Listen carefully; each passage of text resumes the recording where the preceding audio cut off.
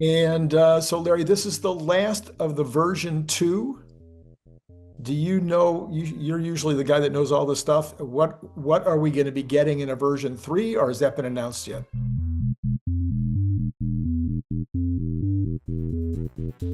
Okay, so the actual flight time is 1915 East 6, so it would be 1715 Central Time. And, so 1915 says, I knew it wasn't on the hour. Okay, so version 3 is a very significant upgrade. It's an upgrade of both the booster and the ship in size and in firepower and in thrust.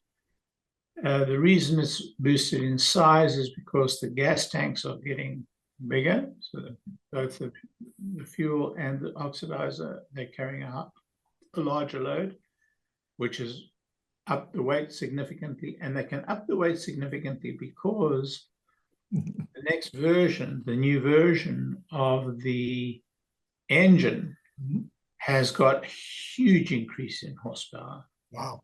I mean, in thrust, gigantic increase in thrust. I think it's of the order of 60%. I'm talking of, wow. I don't have much memory, but it's a gigantic shift. And those engines are fully encased. All the fuel lines on that engine are fully encased, which means far less weight has to be spent in protecting the engines. I see. Which is a big thing when you've got 33 engines. Yeah. So we have a gigantic increase in weight, a gigantic increase in thrust. Some other improvements, like there was an intersection. There was a section between the booster and the ship, and that would be thrown away and fall into the sea. Well, that's been replaced with a fixed structure that has reduced weight, but also it's reduced the amount of stuff that it has increased the amount of stuff they recover. In other words, instead of recovering just the ship and the booster and losing the interstage, they're recovering everything. And the actual weight that it can send into space has gone up by more than 50%. I think it's more than 100% actually. It may be as much as 200%. I think the jump is from 50 to 200,000 or tons. Yeah. 50. These are just from memory, and at my age. Yeah, I get it. Well, no, we're not going to talk about age, Larry. No. So it's a massive increase. And the other change is that we're moving from the old launch pad, which you see here, which was round, and the rocket shot its thrust straight down onto a plate that they had to pump water up through, otherwise it dug through the ground. Like the first test actually blew the ground out and damaged the booster as a result, and damaged a whole lot more than the result. But it has a new, fully standardized launch pad with a channel for cooling, water dampening, which dampens both sound and heat. And that has taken some time, almost 18 months to construct.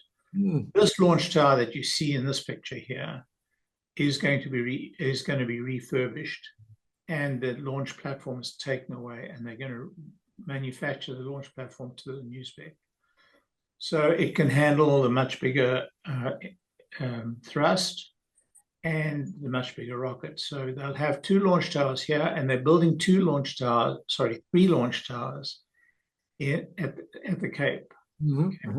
So they'll have 5 launch towers in business within a year and a half. So the success of this rocket is essential for the current plan to get to the moon. I think the plan to get to the moon is going to be thrown out, and they're going to change the plan.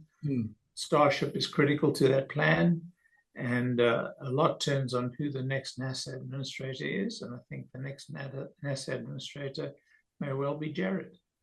Oh, really? Oh, really? Yes, I think the president's reconsidering his original or his change of mind, and I think he may be bringing Jared Isaacman back. Yeah, you got to. I'm glad you made that clear, because I'm already thinking about Jared Kushner anyway because of today. And then you just said Jared, and I'm like, wait, he said Jared? Okay, Isaacson, yeah. Yeah, Jared Isaacman, who Yes. the president unchose, and now Yes. I think he's going to choose him again. I certainly hope he will, because I think he'll bring much needed clarity to the confused bureaucracy that has been NASA management for the last 30 years. Well, Jared's Isaacson's nemesis was given a new job.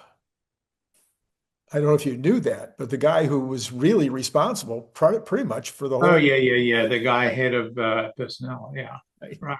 He's they promoted him out of that job. Yeah, that's a standard Washington methodology for getting the guy out.